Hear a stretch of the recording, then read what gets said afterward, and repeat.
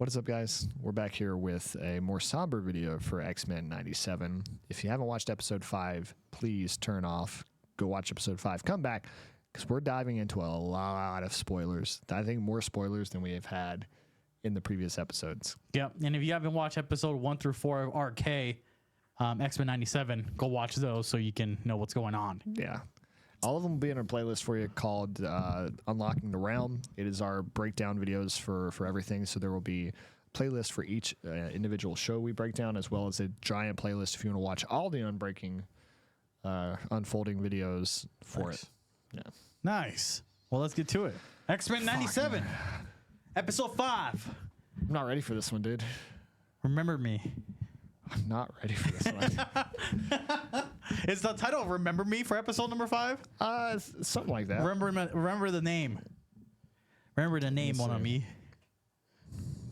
97 episode 5 is called Remember It. Remember It, mon ami. Remember It, mon ami. So, I mean, let's get where they're starting. They're in the Black Hawk, which is a new Black Hawk. They even mentioned like it's been rebuilt. This is a new one. Yep. And Magneto has some kind of quip about Gambit not being able to fly. Yeah, he's like, Gambit, may I remind you that if the Blackbird were to be destroyed for whatever reason, you are the only one who cannot fly, and that will be affected by gravity. Something like that. Oh, that was hilarious. But they're on the way to Genosha. Yep. Genosha is being inducted into the UN. Yep. And they are flying with Magneto, Rogue, and Gambit. They land in Genosha. They're flying over Genosha before they actually land. And we get scenes of all the happy mutants.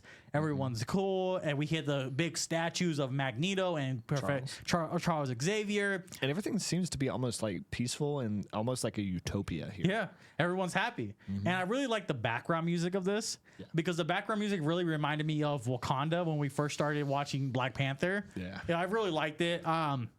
So they land in, and they're welcomed by one of the leaders of the UN. I think I forgot her name. I don't remember her name. They're in. You know who they are welcomed by. It is a character from. Oh yeah, Madeline Pryor. Yeah, Madeline Pryor, but she's also welcomed by the. They're also welcomed by the blonde UN. Yeah, blonde UN. Madison's there. I don't know how she ended up Genosha. It's funny because Magneto's working 2 different angles at this point. Then we get one of my. It's not my favorite, but I really like the character. I love this character too. We get Nightcrawler. I did not realize he was German. Yep. I didn't realize that until I heard the accent again, and in the accent I couldn't tell if it was German or Dutch because they're very similar. Definitely German. And the cool thing is actually voice acted by the original what's it call it? Nightcrawler. The original Nightcrawler. Yeah. The voice actor is the original Nightcrawler voice actor, back to reprise his role. Yep. And there's quite a few characters that reprise their roles, which is kind of nice. Wolverine being one of them. I think Storm has the same voice actor. I actually looked it up, and I don't remember all the characters. Yeah. That's when I looked up Gambit, because I was a little disappointed in Gambit. But let me tell you, Gambit kind of redeems himself in this episode for me. Yep. And he does get his accent, too, when they're flying over. So, yeah. And I'm going to correct myself, and I was waiting until now to correct myself, where I said he had a heavy Bayou accent in episode 1. He has a heavy Bayou accent in the movie, in one of the movies, not in the TV show. The TV show, he definitely did not. Gotcha. I went back and watched. I am correcting myself. I was incorrect. Sorry, Internet. Don't hate me. But I do like the movie accent better. I like the heavy Bayou accent. It's okay. And again, they're welcome on in. They're welcome on Nightcrawler, and I really like how Nightcrawler's like hanging out with them. Yeah. They're transporting everywhere. He's going. We see Leech, right? We see all these as peaceful. Everyone's having fun, and then we get a section of. You got Magneto and Madeline Pryor, Madeline Pryor, and the UN. They have to discuss some important information. It's actually not I think the UN's involved, but they're not the ones that need to talk to Magneto. Yep. It's Genosha that actually needs to talk to Magneto about some plans, which calls back. If you remember back in episode 1, where I think Magneto is playing this longer con. Yep. I've called it out in episode 1. I think he's playing some long game. And I think we're getting to that. We don't know. We don't know, right? But as we proceed into the episode, I think I'm going to call that out. I think we're wrong at that point. You think so? I think we're wrong. But going back into having fun, they're at Genosha. Yep. They're getting free food, right? And and Rogue's just buying it because they support your own kind. Yep. And then Gambit's like questioning why is a fruit $10 or whatever the currency is. They're like, oh well, Nightcrawler is making a good case. Well, hey, it takes money to build a whole civilization Overnight. And Gambit's like, well, maybe Gambit's just asking the right questions That nobody else wants to ask. Yeah, that no one wants to ask. And I like how he just refers to himself as Gambit. I don't know why. What's the whole deal with him talking in third person? Yeah, he's like, well, Gambit just asked the right question. But that's been his character the entire time. And this is why I think he's just more of a showboat than a lot of things. Yep. Because he talks in third person on purpose. I think it's funny. And again, so we go back into, after they're having fun and everything, we go into a big round table of characters that we've seen before. Yep. Madeline being one, the blonde girl from the UN. She's over there, not at the round table, just sitting somewhere else. We have a member, part of the Genosha round table, that's human, by the way. Then we have that blonde chick. I forgot her name. Yeah, I don't remember. I forgot her name, but I'm gonna pick up on a little bit about this. I don't think that's her. You don't? Who do you think it is? Theory, hear me out, is Mystique. I thought you were gonna go there with that one. Think it's Mystique. Which, I mean, it leads me back into saying I think Magneto is playing a long con. You know why I think it's Mystique? Because if you watch the X-Men movies and Days of Future Past, Mystique took over the exact same characters. Isn't it the girl that can turn into diamonds and whatnot? Yep. I forget her name. I forgot her name too. But Mystique turned into that character because they killed her off or whatever. Yeah. Now, the reason why I think she's Mystique, we'll go into a later episode here in a bit. And I'll explain to you why I think she is. But we have her. We have the other dude. I forgot his name too. He looks more Shakespeare-ish, right? I'm bad with names. Dude. I forgot his name, dude. I forgot the power he does. I forgot everything that he does. I just know he's important for some reason. But him and the blonde chick are dating, right? Yeah. So they bring him what's his name? Magneto. I'm fried. Rey Mysterio. So they bring in Magneto, and they're trying to express that they need a leader. They need a president. Yeah. And Magneto's like, well, I don't really... I don't fit your bill. Do you really want me as your... And it's more of him playing it off as... Do you want me to be the face of this? Because people have bad perceptions of me as a person. Yep. And listen, he says, I will agree to your terms under one condition. Yep. And that one condition doesn't get answered right there, right? And we transition, right? Yep. And I forgot where does it go after that? So it's back to Rogue and Gambit and Nightcrawler just walking around. Yep. And Nightcrawler mentions something to Gambit about you need to marry Rogue. Yep. You need to own up to your feelings and marry Rogue because they obviously have a thing. Yep. And he makes the comment that sinners don't get to have marriages and lives. Yep. And he is very much a sinner about himself. Yep. This is going back to what I liked about Gambit as a character and being about himself. We are getting kind of the original Gambit coming out, not being a little bitch, and being Gambit. Well, then we have Nightcrawler also saying, yeah, I understand that, but love is also a sin. Yep. Love is a sin. You can't have love without sinning. Yep. And that was a good line. That was a very good line from that. I was not expecting. I like Nightcrawler, man. Yeah. I like that he is very much a comic relief character. Yeah. But has some of the most intense, heavy dialogue lines to teach you lessons. And this happened in the original series too. And it's we've never thought about it that way, but that's very inquisitive. Yeah. All right. I like his character, man. I think I like seeing old characters back, dude. Yeah. That's my thing, right? But yeah, so we lead into that, right? And we're like, oh well, Gambit's not gonna marry this girl, but he wants to, but he knows he can't. He actually, starts too. When we get in the episode, he has that white suit on. Yep. And going back into, I think we flash back into, is it nighttime at this point? Yeah. And then I think we're at the gala, right? Yeah. We're at the gala, and Magneto's walking out with his crew, and the blonde girl from the UN's like, well, how can you have a dictator being part of the UN, a terrorist? She said, terrorist. How can you have a terrorist leading the group and being part of the UN? After he's already defended himself to that and is let go. Right. And which is crazy. Mm-hmm. And their solution was we understand that I am classified a terrorist to you guys. Here's my solution. Bringing in an X-Men to make it. Not any X-Men. And just not any X-Men.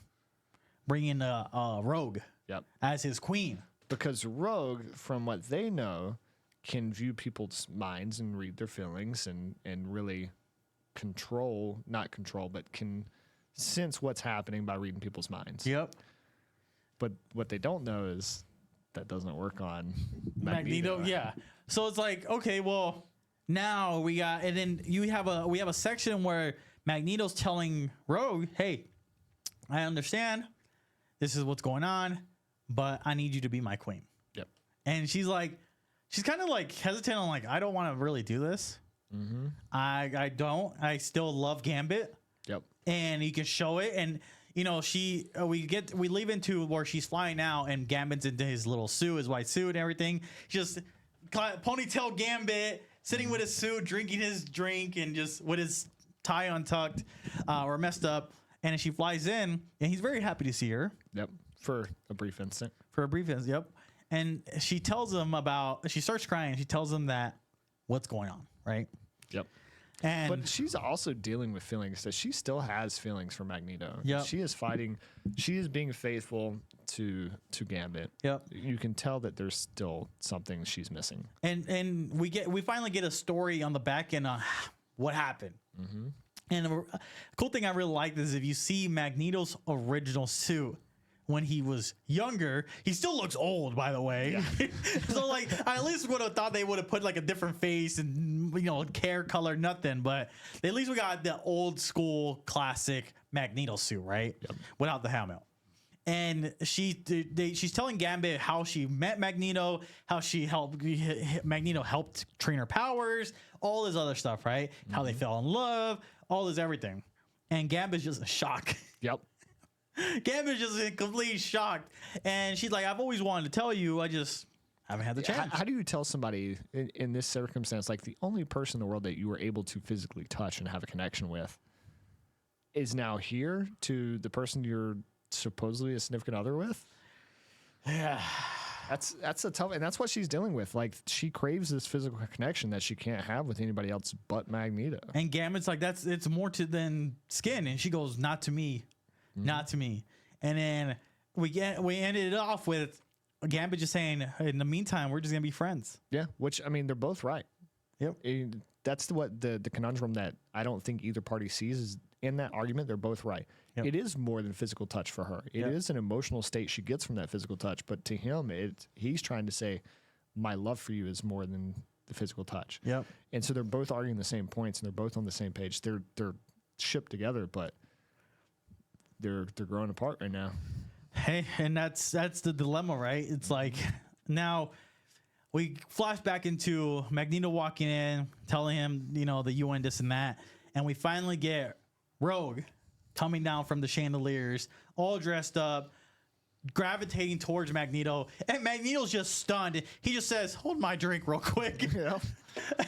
and everything's just dropping. Their jaws are dropping. Mm-hmm. And you get that point where you have Gambit and Madeline sitting in the bar, and then you have Magneto, and then you have Rogue just about to touch hands, and Gambit's just looking, bro. I feel so bad for Gambit at this point. Yeah. He's just like, dude. I thought this was what's going to break my heart in this episode. Dude. It's like, and then they finally touch. As soon as they touch, it's over. Like, Gambit's just, I'm leaving. I'm done. Right? And they're dancing. We get a whole scene of just which was like, what is this crazy? This is definitely not a kids show. No. Definitely not. It's just animated at this point. And they're dancing, they're doing all these things and this and that and whatever.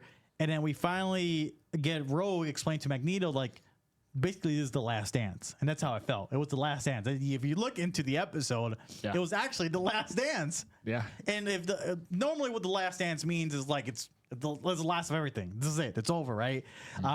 When basketball players retire, it's the last dance, the last hurrah, whatever. And she's telling him, I just can't be with you. I can't do this. I still love Gambit. Yep. She loves Gambit. And then we get a scene of Madeline stepping outside, and she gets like a little spark. Her and Jean Grey both get a spark At the same time. at the exact same time. And you hear in the background, turn off that music, turn off the music, turn off the music. I think we forget a part too, because there's a part in this where Magneto and Rogue is talking that really keys on what's going to happen next. I think Magneto's the one that says it, or it might have been Gambit. I don't remember which one said it, but it's one of those ones where it's like, Rogue, you as a person touch people at such a deep level because you can't physically touch them. So you have learned to cut through somebody. And whether you're physically with them or not, you have left a lasting hole in their heart that they will love you forever and do anything for you. It was Magneto because he was talking about himself and Gambit. Yeah. And so that sets up what's going to happen at the end of this episode really well in a sentence. Yep. So like we get a scene of like, hey, turn off the music, turn off the music. And to me it was like, turn off the music, turn off the bass. Turn off the and I was like, okay, we're partying now. You're going to turn that off and we're going to start. Let the bodies hit the floor. But we get Jean and Madeline both get sparks and they're hearing this, right? And we get a scene of, which I really liked, of Cable's back. Yep. And Cable looks without, he's not infected anymore. And he's like going through everyone. He's like, turn off the music, run, turn off the music. And he finally sees Madeline. And it's too late. And he's like, she's like, Cable? I was like, and first of all, again, we knew that Nathan becomes Cable. She knows that Nathan became Cable. Yep. So why not give Nathan to Bishop in the original first place? But also, how do they know his name as Cable? Because he came in the original series. Yeah, but I don't understand the time skip thing they're playing with here. I don't either. That's what I'm saying. They know who Cable is because they teamed up with Cable already once. They've gone against Cable. Do they realize Cable is Nathan though? I don't think so yet. You don't think so? I don't think so. I think that's what the click between Madeline and Jean at the same time was Cable entering back into the timeline. Yeah. Yeah, I don't think so. I think they understand. They understand who Cable is. Yeah. They don't know who he is. Who he is. And the crazy part is that it's too late. He knows it's too late, and he goes, "I'm sorry, Mom."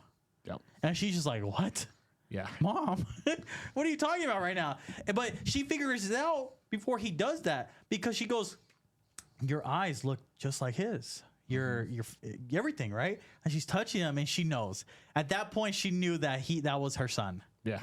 And she's like, "You've made it. You did it. You survived." Yeah. And at this point right now, the one person who doesn't know is Scott. Yep. Scott's still dealing with it hard. Mm-hmm. And while we're getting into right before everything does happen, we go back into. We can take our time. I'm not ready to get there. We go back into the mansion. Yep. There's a news reporter there telling the story of X-Men, telling the story of Charles Xavier, his legacy, telling the whole world because the UN has accepted Genosha, all the positive stuff. Mm-hmm. And we're getting everyone besides, I would think, Wolverine. Obviously, Wolverine and Jean Grey are skipping the questions. They're like, well, first of all, how can you answer questions that you don't have memories to? Mm-hmm. Second of all, Logan being Logan. Yeah, you don't put him on camera. Yeah, you don't put Logan on camera. So we get the Beast and we get everyone else. We get Jubilee. But the one person being not a leader and showing it is Cyclops. Mm-hmm. And Cyclops is lying through his teeth. Yep. And until the point, like, she brings up Nathan. Yeah. And she's like, well, your son, this and that. And he's like, I don't have a son. And she's like, but the doctor shows. She pulls up the doctor's name, the medical records. The whole 9 yards. and he loses his shit. He's just like, you people don't understand. You people wouldn't be here without our help. You would have been dead by now. And you guys keep crucifying us, this and that, right? And he's like, I had to give him my son. Very much snaps On TV.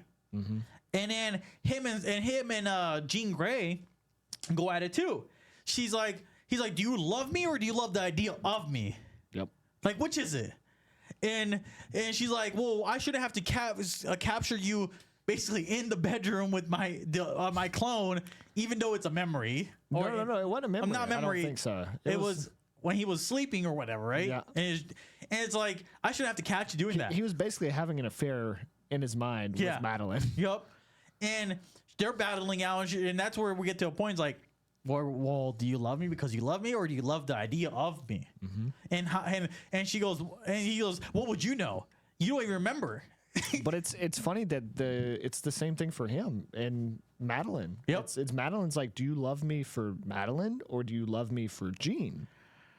He's stuck in a dilemma. Yep. Again, hey, he's a pimp though. He has, yeah. It's really the same woman. Let's be honest. Same woman, different kid. It's all complex at this point, bro. This is worse than the freaking love triangle here. Yeah. So then we get back into the actual scene, right?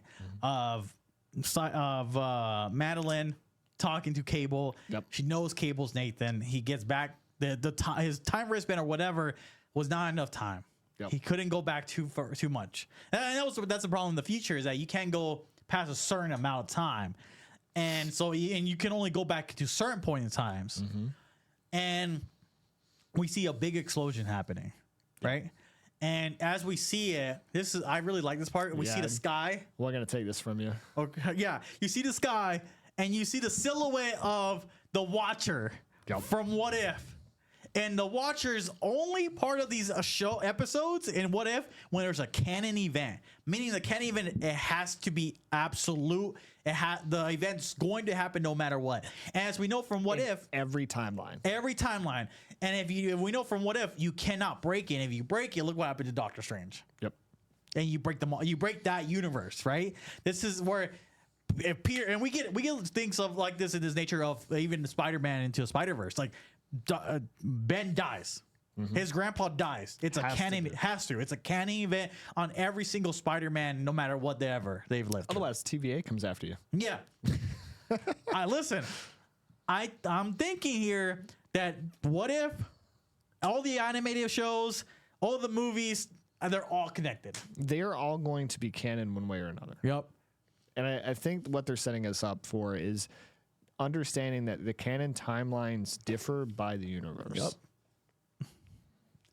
I'm just saying, my theory is that Deadpool and Wolverine, that's a Wolverine from 97. Yep. We're getting all the people from the originals. Which is also not canon. I think they've said that movie is not canon. Yeah, but now that it's on Disney. But it's still not canon. You actually can watch it in canon order now on Disney Plus, I believe. The Deadpool movies? The Deadpool movies, the X-Men movies, MCU movies, everything. They're just because now it's the multiverse. At the moment, it is not canon.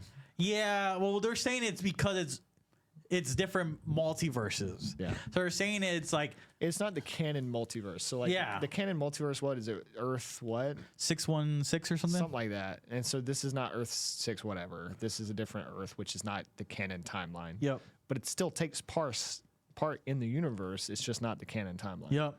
And again, I think that's my theory. That's what's gonna happen. I think they're all connected in one shape, way, or form. Going into the big explosion, we get it just chaotic. Everything's being just in chaos, dude. You basically drop the metaphorical nuke on Genosha. Yeah, and which was crazy. It looks like a big cockroach when you see it from afar, but it's a 3-headed sentinel, and it's just like it reminded me of like when the beginning episode of episode 1 when he's like Omega level alert threat, Omega level threat. Yep. And the Omega level threat was Magneto. Yep. And the thing is just destroying everything. Everything's being destroyed. People are dying. Mutants are dying. it's just pure chaos in Genosha. We get a scene where the Sentinel destroyed, or they're fighting against Magneto and fighting against the X-Men. And so let's pull it up on the big screen because this is a good one to show. All right, so they're fighting all the X-Men, right? And they're fighting against Magneto and all this other stuff. And and he hits them so hard. The Sentinel hits him, Magneto, so hard that I don't know if this is just on purpose, but he hits Charles Xavier's statue and not Magneto's statue. And Charles is the one that falls through with Magneto on top of him. Yep. I don't know if that's telling something. Could be. Very well could be foreshadowing. Could be foreshadowing something. But they can't defeat it. There's no way, right? And we get to a point where Rogue and Gambit are, Rogue's like going to save people. Gambit's going to save people. And Gambit has his little motorcycle and everything. So this whole scene, like this episode, is redeemed Gambit. I love Gambit. He's back to taking action. Yep. He is back to being the Gambit in charge. Yep. The one who is going to take action, not sit around and be a stay-at-home house dad. Yep. And it's like I really like that. I really like that. Mm-hmm. Like you can see that there's love there. Yeah. They're fighting together. They're saving people together. They're watching out for each other. Gambit's fighting off one with his powers. Rogue's fighting the other one. And then Rogue gets pinned down by a Sentinel. Yep. And Gambit trusts her so much. He's like, she got it. And he keeps going, dude. Yeah. This is, I think, back to the point where when he was mentioning it's deeper than a physical connection. They are deeper right now than physically. They trust each other and what's going on, what's happening to be there in the moment. Yep. And Rogue beats the Sentinel, one of them, right? But we also get a big overview shot of the Sentinels just flying down one by one by one. There's so many. Dude, there's so many. It's crazy. Like, and correct me if I'm wrong, they're dropping out of the Scarab. Yep. One. They're dropping out of the Scarab one. It's the big Omega one, the three-headed Sentinel. And they're dropping. There's just so many. We also don't have the full X-Men here. We don't have Storm. We don't have another Omega level mutant besides Magneto. And Rogue, I think, would be with the powers she has now. I think should constitute as a mega level threat. Maybe. I think she's right there. Yeah, she's almost there. But Storm and Magneto would have been, I think they would have got him. But Magneto by himself, I think Storm by herself probably could have taken it down. Probably, yeah. And we don't have anyone else. And during this time, X-Men are watching X-Men at the mansion are watching this on TV, and they're seeing that there's Genosha is pretty much just again a nuke happened, and they're talking. They're like, "What's going on? How many casualties?" And then going back, and they're still fighting in Genosha, right? Magneto's fighting, and to the point where Magneto saves Leech. Yeah. Leech is very scared at this point, and I kind of forwarded it a little bit, but Leech was saying to the other Morlocks, Magneto told Leech not to be afraid. Yep. And the girl's like, well, the X-Men don't like us. Why would X-Men like Morlocks? They don't like us because of that fight they had. Mm-hmm. And then here comes Gambit saving Leech and the Morlocks. Yep. And Leech is just smiling. It's like, see, he's honest. He's telling the truth. He's here. And then we get back to the scene where Magneto's trying to save all his people. So is Rogue and so is Gambit. Magneto finds himself with Leech. Yep. And saying, I will protect you. Don't be afraid. Oh, man. And Magneto's throwing everything at this three-headed Sentinel. Nothing's working. To the point where the three-headed Sentinel just gets his big green beam. And Magneto is very much on the defensive at this point. Yeah. He has his power surrounding him. He has a big shield with Leech and everyone else. He's also telling Rogue and Gambit to stay away. Yep. And he ties up Rogue and Gambit because he knows that Rogue's going to go save him. At this point, it reminded me of the Kamehameha from Dragon Ball Z, just coming down, and he just keeps going. And you have Leech just staring at Magneto, and he goes, don't be afraid. It's okay. And which he's completely lying to him. Fuck, man. He's completely lying to him.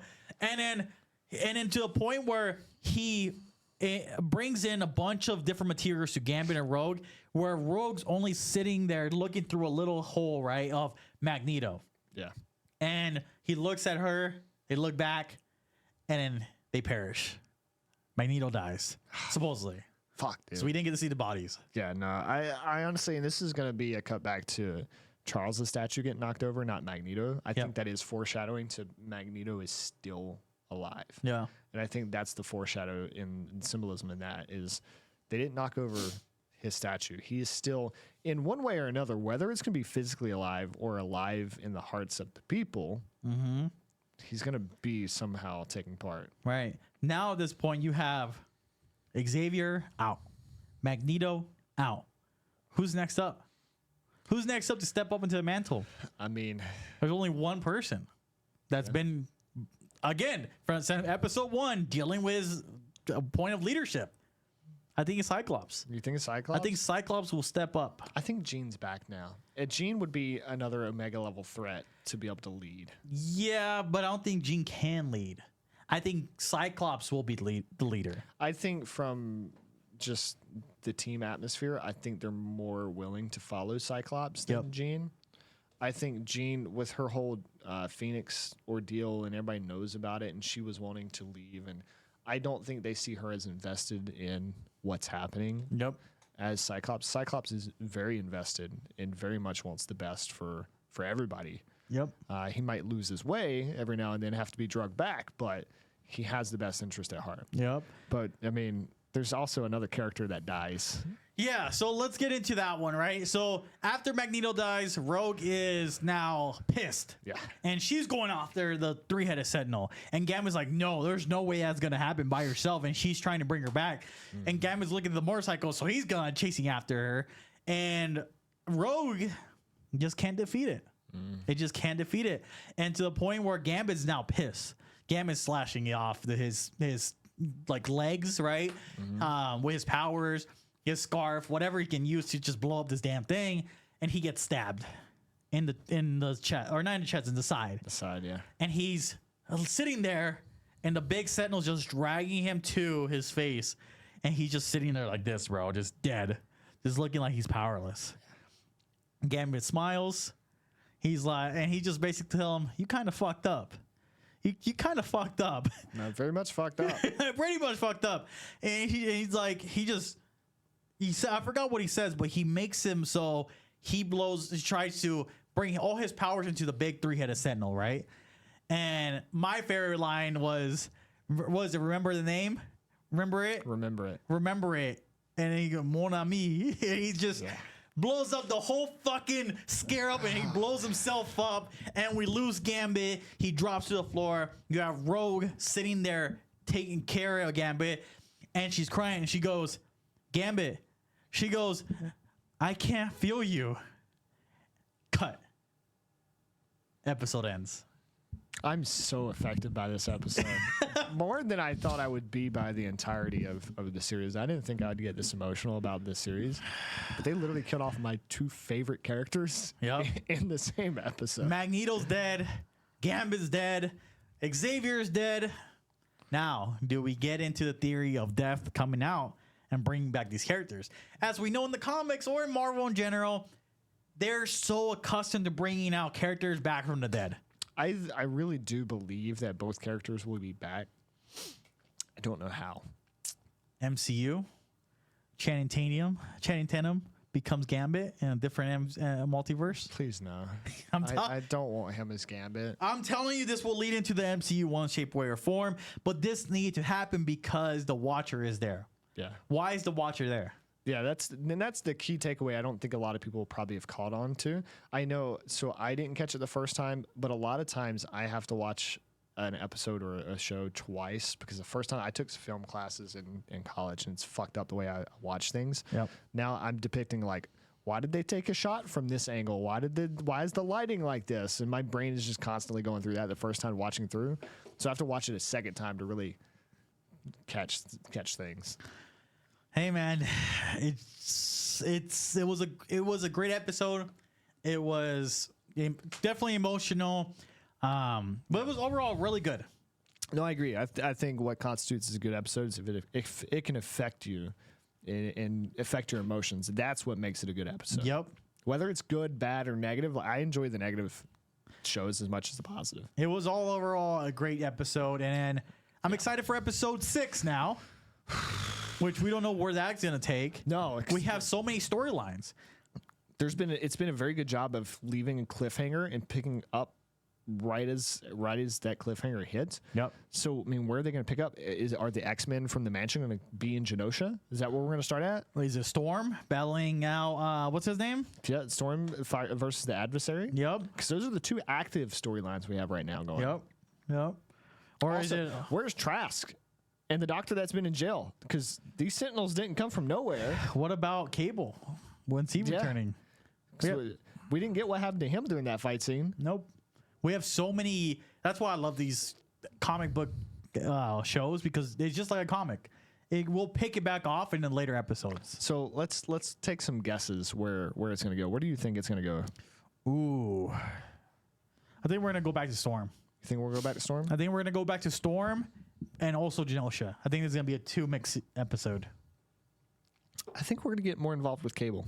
I think we're going to go Cable, and I think he's going to find some way in a new timeline or to go back further in time and stop what happened. We're going to get go into the future episodes, huh? In the previous episodes. I think he's going to go back, try to find a way back further than the event we just had and somehow stop it. Yeah. And I think that's how people will still be alive. I think that's how they're going to tie it in. Yeah. That's my guess. All right. So let's see. Let's see it. All right, guys. As always, it's been real. It's been fun. It's even been real fun. And with my guest here, it's been real fun. I mean, I said that, but you can say that again, I guess. I was waiting on you to hit the like, subscribe button. Hit the like, comment, subscribe for more X-Men. Bye! X-Men! All right, guys. Bye.